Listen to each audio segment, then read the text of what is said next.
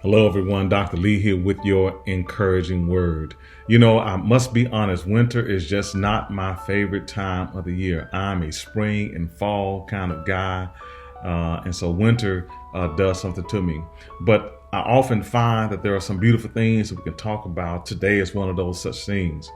One thing about snow is that it has a way of softening the landscape. Even the harshest edges, bare branches, cracked sidewalks, and uneven ground are suddenly covered with a bright, quiet layer of white. The landscape hasn't changed. The branches haven't changed. On uneven ground, none of that has changed. But the snow simply gives it a new appearance. What was ordinary becomes beautiful when the snow gets on it, not because the environment altered itself, but because something rested on top of it.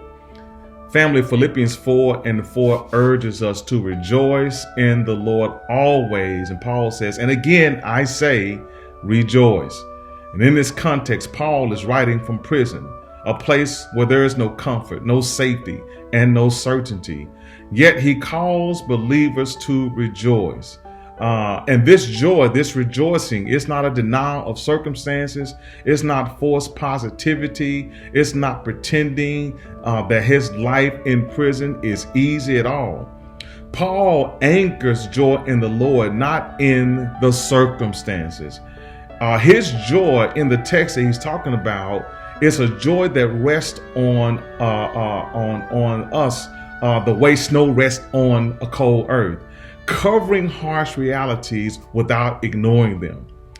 This season has a way of pulling our own emotions in different directions. Some days feel bright, some days feel heavy. We may celebrate one moment and struggle in the next. But Paul's instructions to rejoice always, and again I say rejoice, it reminds us that joy, and real joy, is not based on how we feel, it's based on who God is. And so joy rises not because everything is right, it's not because everything is going perfectly, but it rises because God remains faithful.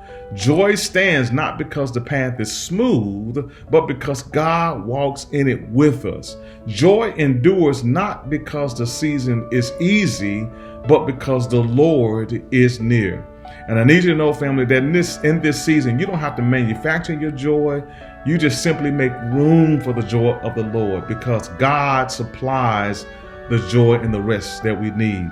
And so in this season, allow joy to rise in your anyway, in you anyway, not because life is perfect, but because God is present, not because everything is simple, but because God is steady. And I need you to understand that joy is not the absence of struggle. It is joyful because God is present. God bless you.